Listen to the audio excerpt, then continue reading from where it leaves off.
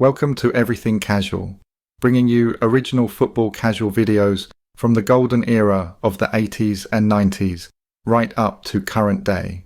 Football away day stories and historic clashes between football firms. Subscribe so you don't miss out. We upload videos every week. In the year 1967, we went to see Chelsea play West Ham, and I think you ought to hear about this one, because this was an amazing sight. We get outside the ground, and we're kids, and we're like, who are you going to follow? Chelsea? West Ham? Next moment, we hear this noise coming like a train, and this mob of West Ham come up. The whole of West Ham came in one go, hundreds of them.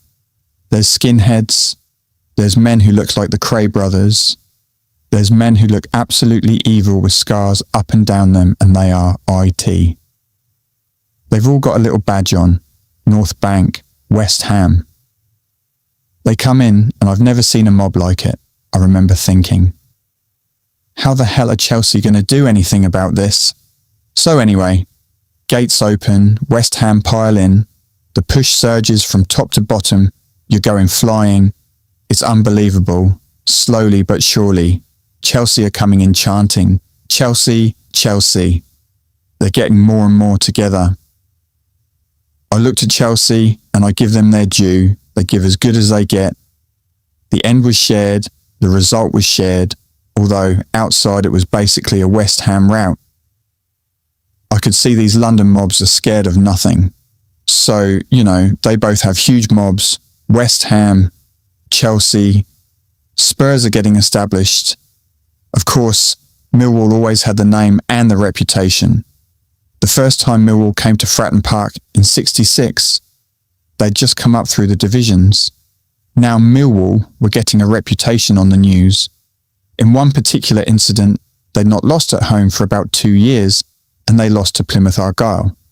It was an absolute riot, and Millwall were getting a name. So we had them at Fratton Park for the first time. They all came in one group, and it was led by men of about 40 years of age. They were massive. They came in the Fratton End, and for about 10 to 15 minutes, there's a gap between the two sets of supporters, and then the fight's going to start. A bloke started sizing up to Ginger. There's Ginger and one other bloke who has a go. Ginger came out of that with his shirt off and his vest hanging on by one thread. I can remember he turned to us and said, "I'm not having any more of that." Ginger had more guts than the rest of us put together. He'd had a go, and of course you're thinking, well, if he can't do it. So Millwall routed the end and absolutely took it. We were all gobsmacked. This is taking it to another level. We're all mainly youngsters of the same age. But this Millwall thing, I can remember an incident where I saw 14-year-old kids laying into a bloke of about 20, no fear whatsoever. They were coming up to you, they were looking for it. It was murder. It was a complete and utter rout, no two ways about it. There's no use pretending otherwise. They routed us. That was the first time we had Millwall up there, but over the years there were to be plenty more Millwall stories. In season 67 to 68, we're doing well. I'm thinking I'm it, we're all thinking we're all it. And then came my wake-up call. I started going to my first away games because Pompey are flying that season. So I go to Crystal Palace away, season 67, Boxing Day game. Now when I get to Crystal Palace, we went up the other end. There still weren't any real fight ethics going on at that time. Not a lot of madness is happening because you've still got the World Cup fever and that. Things are still peaceful. But this Palace game is a very important moment. Nothing happened at Crystal Palace. It was an 11 o'clock kickoff, something like that. So after the game, me and my mate and all the Pompey fans split up. Some sad bastards went to Charlton versus Millwall. Something crazy like that. We went to Spurs versus Fulham. Spurs were always a big popular team amongst Portsmouth fans. West Ham were number one, Spurs were second. So we go to that, good game, big crowd and all of that. Here's the funny bit, you see. Pompey had gone to Spurs in the FA Cup the year before, and near on 20,000 Pompey fans had taken White Hart Lane with ease. The reason being that Spurs hadn't formed as a mob in '67. Pompey had gone and turned them over without any fighting, just with weight of numbers. So I went up to Spurs thinking it wasn't a very dangerous, hard place, because I knew Pompey had turned it over the year before. Coming out the ground, we got on the underground station, basically in dim-low clothes.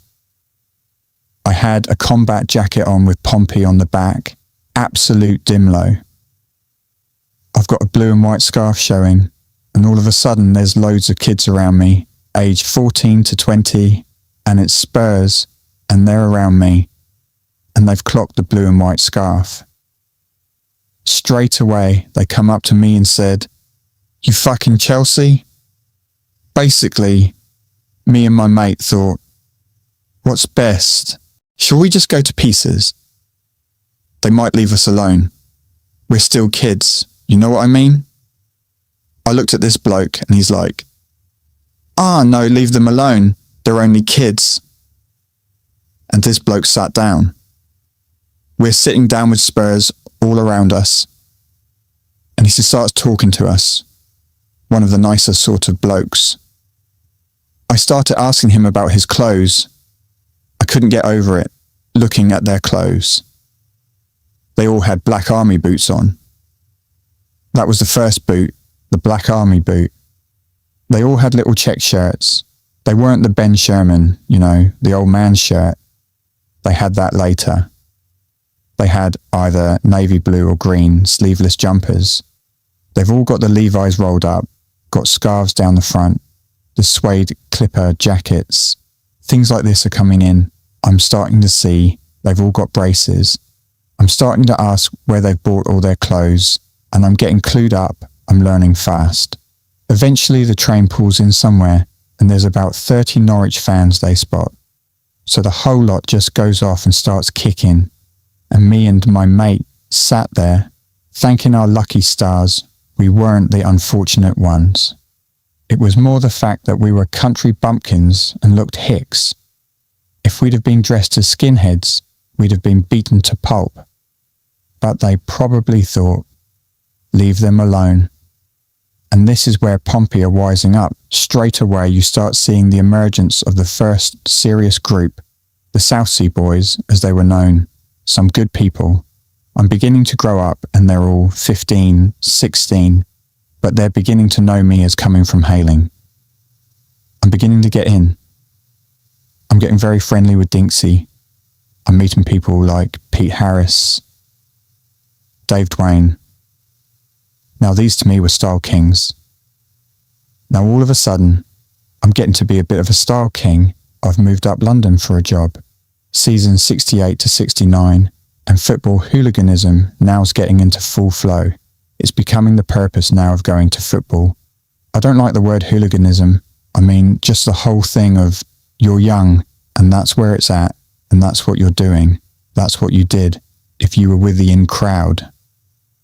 The thrill, the excitement, everything was on the terrace. And every football book I've ever read will say that. It's part of you growing up and becoming what you think is a man at the time. You start off down the front, 2, 3 years later, you're standing in the middle. One day you might even start a song off. It's all a process. So, come this particular season I'm talking about, this is when we're starting to move into the serious business. Because I've moved up London at the time, I'm on the streets, and this is when the skinhead fashion was getting immaculate. Now the big clothes of the time, believe it or not, the traditional Burberry fly front Mac, the classic one, they weren't cheap, and you could have navy blue or you could have cream. V-neck jumpers. You've always had maroon or navy blue. Cardigans were coming in, and then Jungle Greens. Now to get Jungle Greens, there was a shop down Southwark I used to go to. Jungle Greens suddenly became the in thing. You'd get them. Little rim again, and you'd press them, and they'd be high up. Then the boots started coming in. You had cherry red commando boots. You'd have monkey boots. You'd have long brown ones that came up high. Now you're starting to get with the cult skinhead thing. Trilby hats are coming in. Sheepskins are starting to make their appearance, which was a big cult thing. To have a sheepskin, you had to have a lot of money as well. Now, the whole of London is buzzing on this. Nowhere else in the country is. Don't get me wrong. This is a London thing. I don't care what Manchester and the rest of them say, because I went up there and we just laughed at their attempts. So, the London thing's moving fast now, and I'm going to Spurs games. Now I'm wising up fast, and I'm learning the real great days were the thrill of the underground, the thrill of the chase. First game I went to was Spurs versus Man United. They were great moments. The first thing I learned is that London crews at a game like that would tend to attract supporters from other London clubs if they weren't involved with each other. So there were West Ham and other people there in that sense, because it was North, it was Manchester. So I'm looking at Man U, who are meant to be it, and I'm looking at them and they are making me physically sick. They've all got moustaches, they've all got this dodgy sort of hair. They're absolute dimlos. With about 30 scarves around them, they are dimlos. Lesser people think that it was Manchester United running the show back then. They make me laugh. Anyway, the Spurs crew are getting smart now. They are really geared up and they've got this look that no one else had. I can remember in the game, I'm standing outside the ground with some Spurs lads I know, and a young black kid, about 16, comes up and says, "I've been in there and I've been thrown out. I'm going back in. It's fucking great." I got to talk to him, and that was Sammy Skives. At that time, it meant nothing, but Sammy later went on to become the big Spurs leader. He was just a little black kid of 16. He had no fear. He just ploughed in there, time and time again. Spurs and Man United, up to half-time, I can see United are getting the worst of this. Half-time, we go underneath the Tottenham stand and we're picking off Manchester mercilessly. Absolutely mercilessly. They're getting murdered. All of a sudden, I see a strange sight. I see about 4 or 5 blokes and they're going Arsenal, and they're going to these Spurs fans. And these Spurs fans, they're dead hard. Yet these 4 or 5 Arsenal are barging their way through. And I find out later that one of these blokes was Johnny Hoy, who's another big name of those times. At the time, everybody seemed to think that Arsenal was it. They had a deadly reputation. But the overall cream of the crop, the people who ran it were West Ham. There was no doubt about it. You knew that West Ham were the ones. So I'm up London now, and the skinhead thing is kicking off big, although the reggae and the music thing hadn't come so much then, and the main music was the soul things of the time. You tended to find if skinheads went out in the evening, they'd be extremely smartly dressed, expensive suits and things like that. With the second stage of skinhead, basically came tonic suits, the cropped hair, the Ben Shermans, the shoes. You had tasseled loafers, you had weave wear, you had royals. That was a very big shoe. It's taken off big. The real smart looks coming in now, and obviously the Crombies coming in.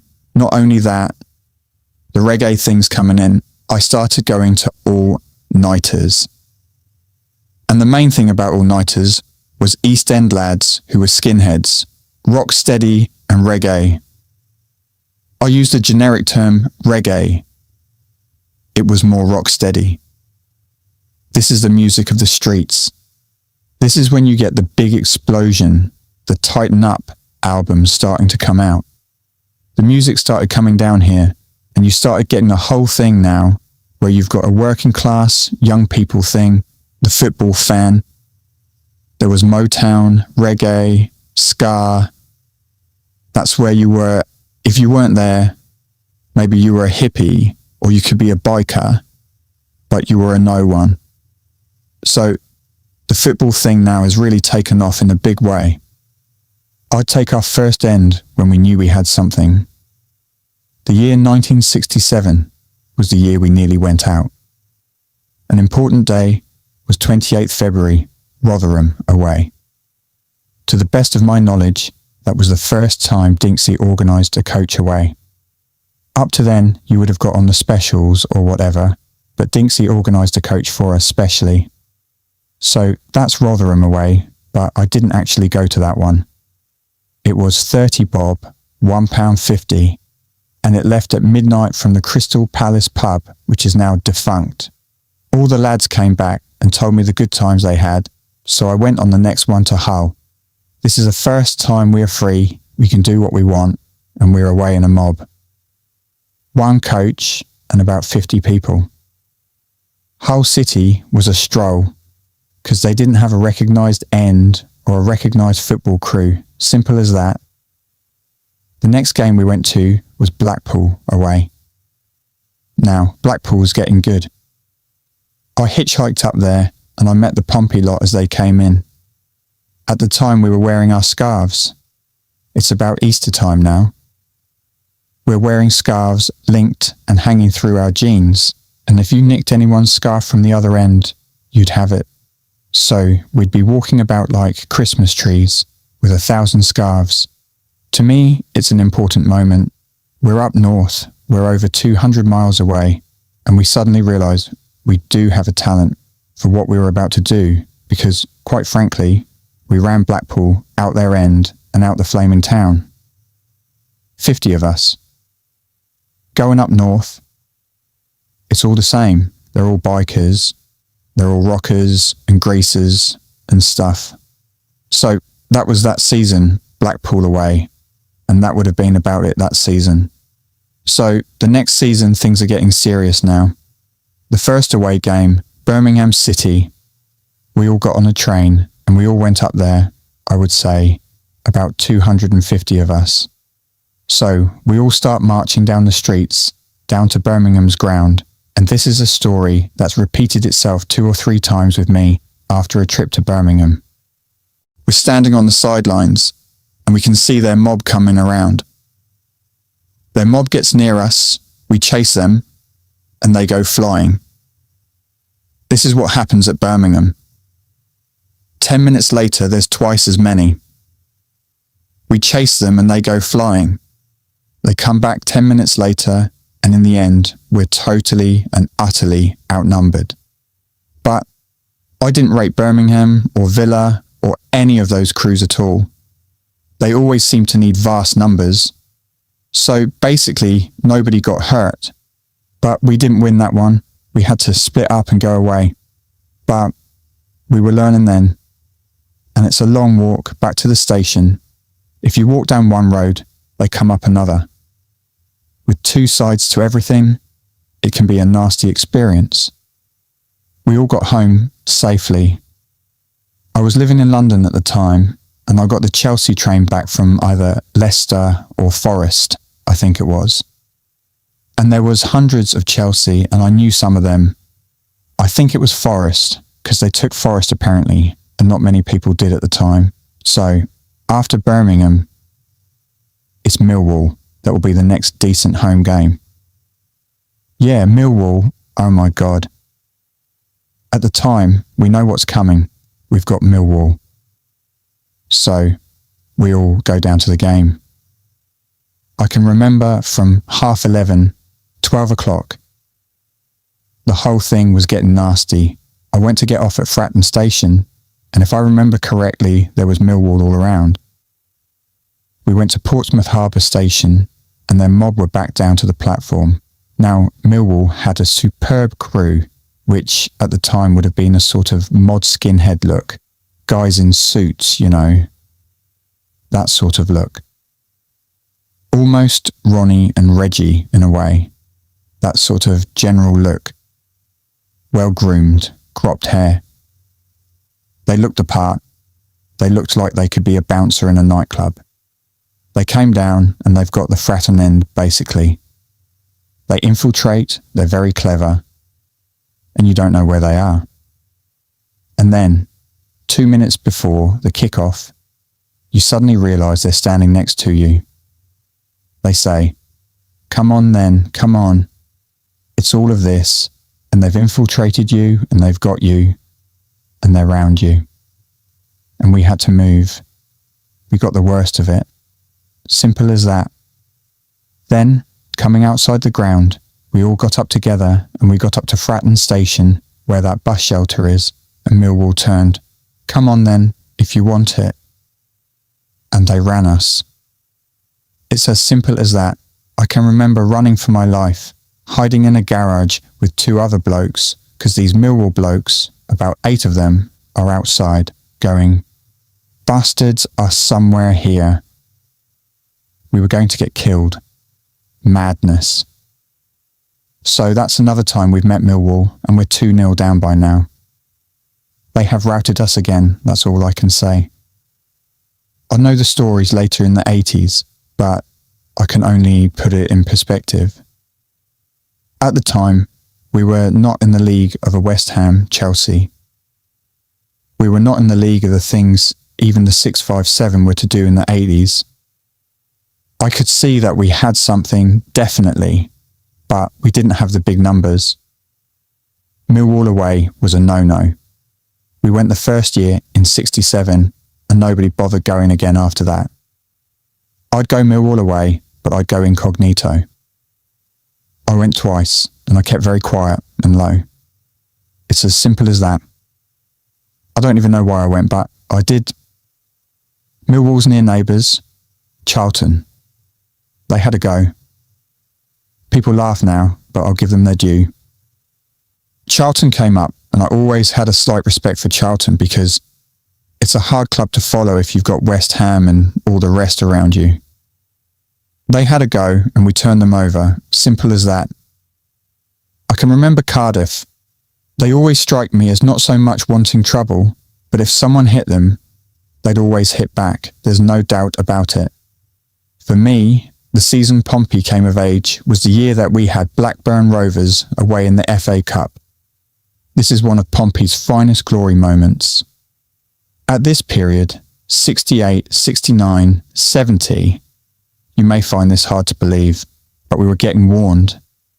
The only 2 northern teams we were getting warned about, apart from anything obvious, I'm not going to say Man United away. We're Nottingham Forest away and Blackburn Rovers.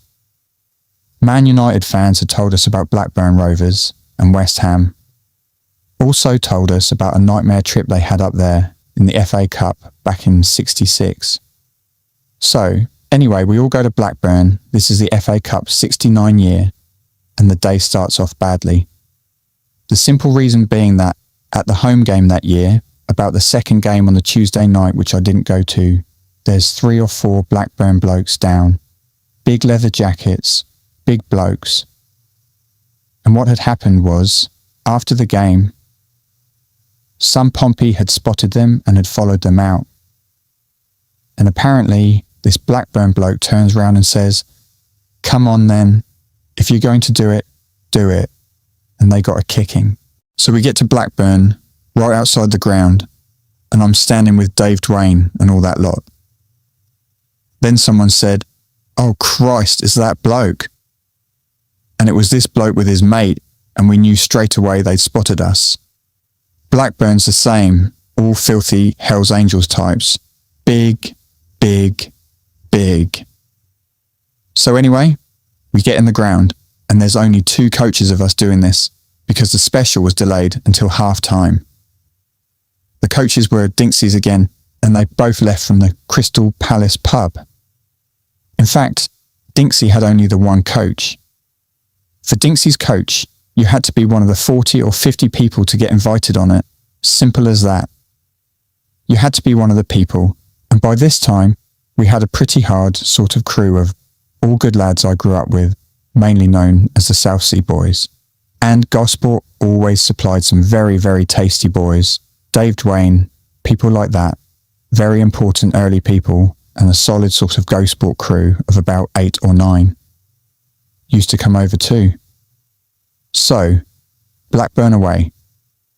This is before the game's even begun. We're up the other end, and all Blackburn are up their own popular end. This is a good half hour or hour before the kick-off, I would say. Because the terraces at each side are fairly empty of people, and, as you know, in those days you could move around the football ground. The whole thing was about taking an end. The whole thing was the battle of an end. That was the most important thing. So Blackburn start to move round our end, so they get to about halfway round the side terrace to the left, and the whole lot of us just went to them and scattered them. During these early preliminaries, I can remember one guy, Lan McKay. He lives in Australia now, who lived on Hayling, and I can never forget him. He had his boots on and his braces and that, and he carried on walking, and he walked right into the Blackburn end, took a few punches like that, like the hero everyone thinks is mad. There's always a madman somewhere. You think he's going to stop in a minute. We're up our end now, we're bolstered, but you can see more and more Blackburn, right? And I'm looking at this and I'm thinking, there's a hell of a lot of them. Football has started. You can forget the football after 20 minutes, we're 4-0 down, something like that. So what's new? This is typical Pompey, isn't it? So now the fun starts. The back of the end we've got is like Arsenal's old North Bank with stairs up the back, wooden stairs, and Blackburn come piling through. All big blokes, they're piling through. They've got the old pennies and they're chucking them at us like hell. There's some strange liquid coming over. I've heard rumours, although I can't say for definite, that they were chucking ammonia.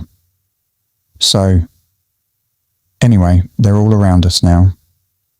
It was one of those efforts, to me, where Pompey was standing against overwhelming odds and they were standing their own to the last. I was very, very bloody proud of us that day. It was a different story. This has gone from us being 15-year-old kids to this now becoming a serious business. And I can remember coming out of the ground and there was Pete Harris and me walking, and there's Blackburn about 200 yards behind us. I'm looking at them and I think it was Pete that said, "Just walk slowly." And I was thinking, well, why don't we all just bloody well leg it to stay alive, to be honest? He said, "Just walk slowly." And we just walked. And these Blackburn walked behind us. And I have a sneaking suspicion that maybe this was because of the way things were at the time, about 1969, 1970. They could have given us a good hiding, but I had the feeling they didn't because there were only a few of us. It wasn't the type of thing that happened later. I mean, 3 or 4 years later, you would be dead, wouldn't you? 50 of them would kick you, but I still don't think it had got to that stage. Anyway, we get back to the coach, and on the way it stopped at Manchester at about 7 in the evening.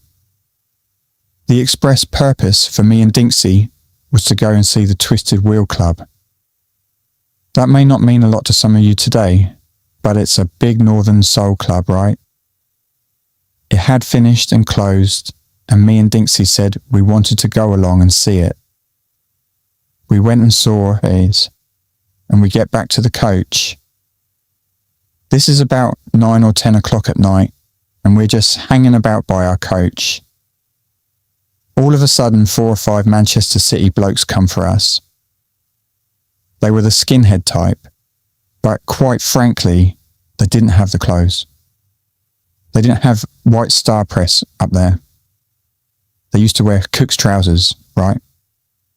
These Man City blokes had been to Chelsea the week before, and Manchester City had taken a bitter hammering from Chelsea fans. Really, really bad. I know that because I'm living in London, so I'm getting the gossip.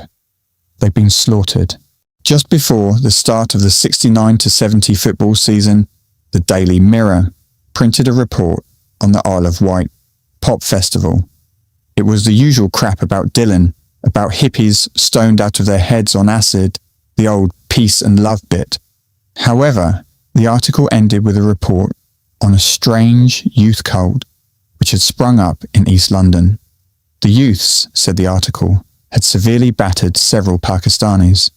As the days went by, various newspapers printed reports on strangely dressed, short-haired youths involved in punch-ups in various cities around the country. As usual, the press didn't know what the fuck was going on. The skinheads had arrived, peace and love died, hate and war was born, and the next thing you know is everyone's a skinhead.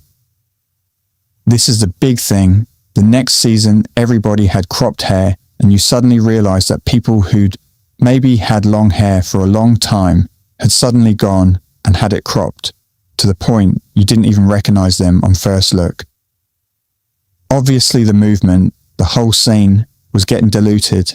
It was bound to. So let's have a look at the games that season, because it's a serious business now. Everyone's fighting now. The Portsmouth Skins first made their presence felt at the Pompey vs Leicester pre-season friendly. They steamed the Leicester mob, most of whom still had long hair. The boots went in fast and furious up the Milton End before the game had even started. Then a week later, Pompey opened the season away to Blackpool. The Pompey Skins made more headlines than the team. They ran riots across Blackpool seafront, smashing the place up. Then they pulverised the Blackpool mob at the match. I didn't go to Blackpool personally, which is the greatest regret of my life. The reason being that at the time I'd got so into the sort of club culture, reggae and pills, that I was a bit of a sick case for a while. I was dropping out of things. I miss Blackpool away, like I say, but I've heard so many good stories. The word went round. Who fancies going to Blackpool for the crack? There would be many who would heed the call, as Blackpool Football Ground was the least of its attractions. 3 coaches were put on with everyone meeting and leaving from the Crystal Palace pub, situated at the top end of Goldsmith Avenue, a big boozer close to nearby Fratton Station. Leaving after closing time on a Friday night was a surefire sign high jinks would occur somewhere en route. This turned out to be in Oxford, where one of the coaches broke down. The delay, leaving a coachload of boozed-up Pompey supporters hanging around to amuse themselves, had the local police called out as things began to get naughty. It was only the start, as further on, the coaches pulled into a service station meeting up with Chelsea supporters on the way to Liverpool. No problems, as both sets of fans took to talking and chatting with each other, catching up on all the football stories of the day, and it was all very jovial until a coachload of Man United going to a match the other way pulled in. Immediately, a few Chelsea and a few of our boys decided they wanted to have a go at them. Over they all went, routing the United fans almost as soon as a few punches were let go. With that being over quick, the Pompey coaches ploughed on, eventually reaching Blackpool just before 9 on the Saturday morning. The coach that had broken down arrived as well. So we all met up and went about the town. Some went drinking, some went down to the fun fair, and generally it was a good day. We had all arranged to meet again before we went into the ground, and a half hour or so before kick-off, we went into Blackpool's ground en masse, straight in their end, everyone from the 3 coaches. Straight away, we made for the middle of their end behind the goal, and there must have been 200 mobbed-up Blackpool who broke off and ran. With no opposition, everyone stood about enjoying themselves, singing and generally having a laugh. Their end began filling up quite quickly, and Blackpool's boys started having a go back by mobbing up and coming in from different angles. It was going off all game. But never once did they shift us, because never once did they stand. They just kept running away. The old Bill never tried to shift us from their end, Even they could see nothing was going to happen here, as there was only one mob. With the other lot running off, no one was getting hurt. We lost the game and went outside and waited for them, but they wouldn't come out of the ground. After what seemed about half an hour, the police just moved us on, because the Blackpool fans just stood in the ground and would not come out. So now we all split up into various little groups, and then everyone converged onto the seafront, where it went off with various incidents going on all along the Blackpool Mile. I was in a little group of 10 when a knife was pulled on us. One of the boys from Lee Park just went for the geezer and chased him down the road as he took off, running down the road still with the knife in his hand. Things were just happening along that seafront, but there was no suggestion that this could be Blackpool's mob. They could have been locals, day trippers, anything. But the main thing about the day was that our appearance, and our hair in particular, seemed to really shock people. 90% of us had cropped hair. A few arrests were made, and the police just appeared to be amazed. They would ask questions like, "Why do you have your hair like that?" and get a response of, "So you can't grab us by the hair." They had not seen anything like this before. It was all new to Blackpool. They had obviously not played Millwall and seen the big boots and rolled up jeans, because for the next 3 days, it was in all the national press. Papers like the Mirror ran articles about the trouble and all the arrests. But the focus was all about the Portsmouth Skins and Skinheads. If you were there that day and of the age, as a Pompey fan, you would never forget. To go to the other end of the country, have a laugh and read about yourself in the papers for the next few days over this skinhead business. It was a first for Pompey, and it was one of the games that even today people say, "Did you go to Blackpool away?" Blackpool away was a big talking point, and it still is. You had to be there to appreciate it. It gave Pompey fans a name long before the exploits of the later 657 crew. To be part of that first skinhead explosion was a real happening time. We never left Blackpool until midnight, and incredibly, it could have gone off with Millwall that day. We had stayed around the fun fair, our 3-coach mob, when about the same number of Millwall came in. They had played away to Bolton and decided to drop in.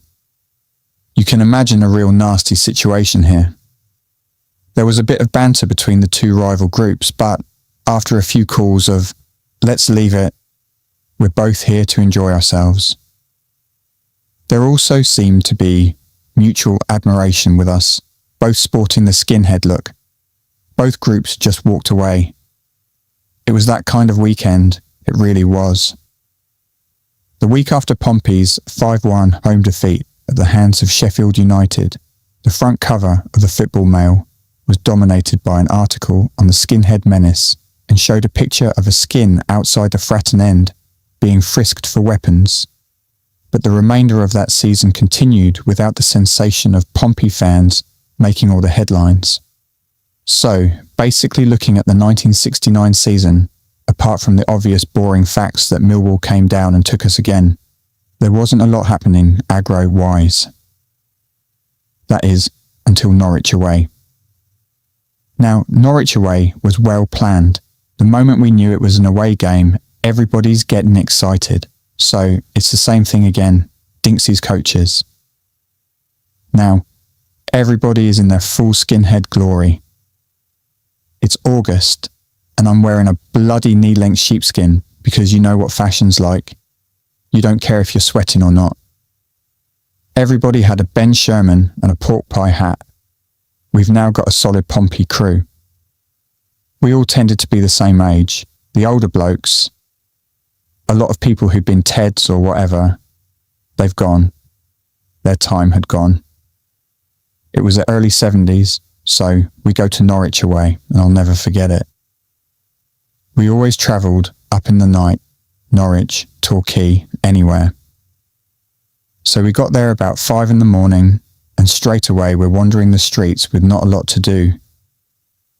About 10 o'clock we start hitting the pubs and all that. We start drinking, and so now you've got a drunken mob of Pompey absolutely up for it. We make our way to the ground. We get in the ground first, and then Norwich start to come in. They didn't like this one little bit. I mean, who would? We're on their end, and then the serious business of fighting goes on for about 3/4 of an hour, and Norwich quite simply lost their end. They lost it, and they got pissed off. They probably outnumbered us about 3-1. When you look back, we probably had about 150. Thank you for watching. If you have any good stories that you would like me to share on here, anonymously, then you can reach out to me on Facebook. Just type in Everything Casual and my page will pop up. This channel is a place for us to all share memories of the good times. If you haven't subscribed already, then go ahead and click the subscribe button. That way you will be notified when we put a new video out. See you next time.